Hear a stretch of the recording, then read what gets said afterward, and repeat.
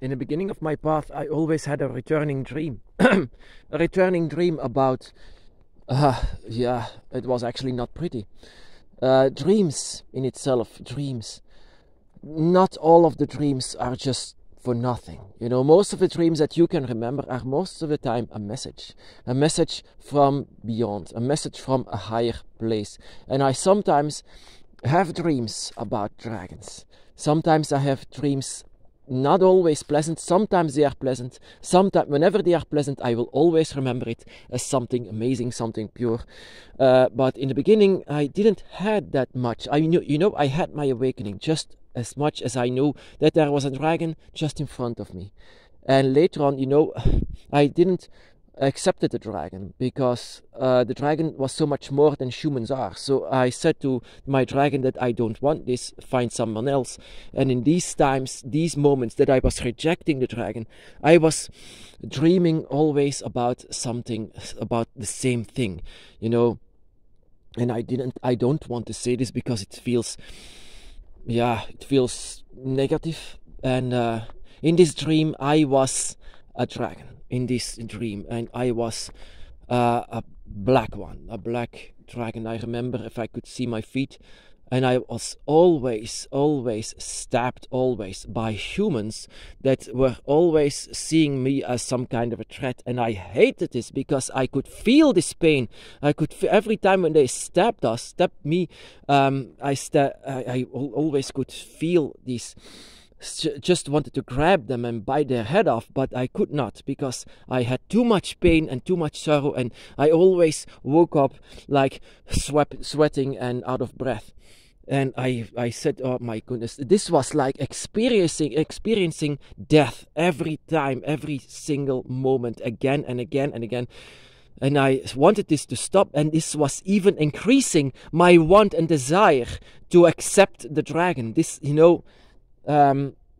later on, I came to understand much more about these dragon dreams, and it is actually a kind of magic. If you can remember dreams so well, if they are looking so vivid, then most of the time it's just not a dream, not something that you just remember, but a message, something that you need to remember, something that you need to see.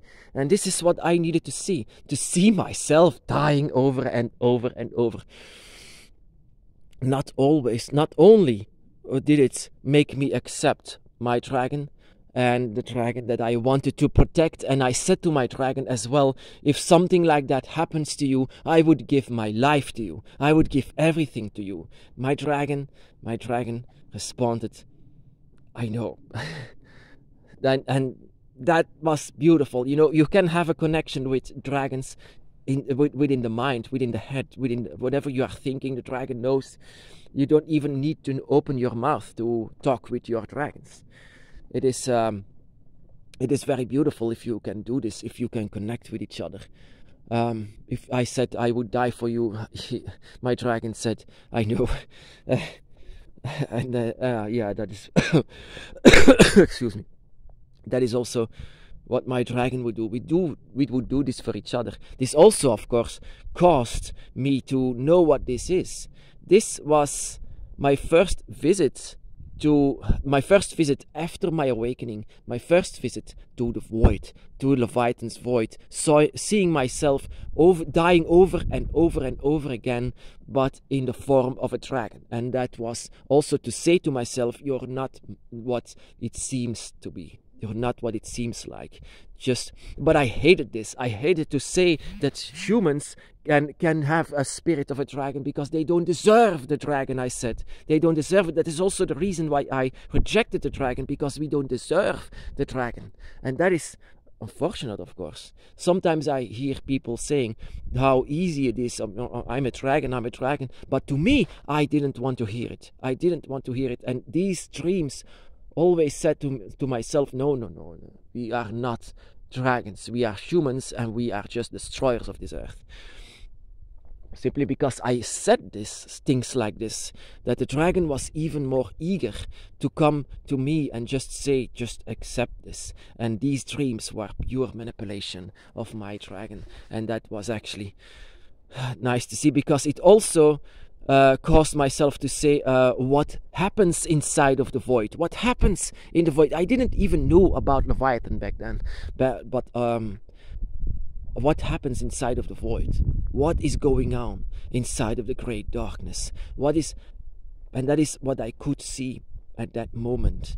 And I didn't even realize it, what you can experience inside of the void, dying over and over and over again, a cycle that doesn't stop, just seeing your own demons, experiencing your own fear.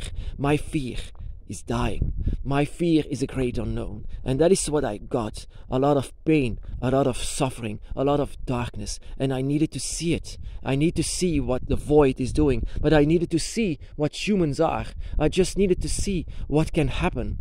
That is also what I see inside of the void with other animals. And that is also the reason why I stopped eating them. That is not worth it. It's not worth it. Also, they could kill the dragon as they did to me inside of this dream. Simply because they feel superior. I don't want to feel it. And this humbleness that my dragon loves so much, I could feel this humbleness, this moment that I just kneel down so that I can come below the dragon. That is what my dragon loved. That my dragon loves to see this, that I don't feel superior, that I don't want to be superior, that I don't want to be some kind of a godlike being that decides over life and death. I want to just stand below it, while the dragon was standing above me. But the dragon did not say that he wanted to do this. He said that we are on equal level. We are on equal level. And I always call them dragon gods, dragon guardians. They always have titles simply because I love them. I love them so much, and that is what I could not hide for them. And that is also what all of the dragons love. To see how much you love them. To see that there is no such thing as a lie in it, that it's always going to be sincere. Dragons in themselves, they can also not lie to us, and you cannot lie to them. But yeah, that is the dragons. Whatever we are actually doing on the dragon's path, the dragons will always know. And inside of the dreams that we have, inside of the dreams, they can manipulate it. The dragons can manipulate this all the time.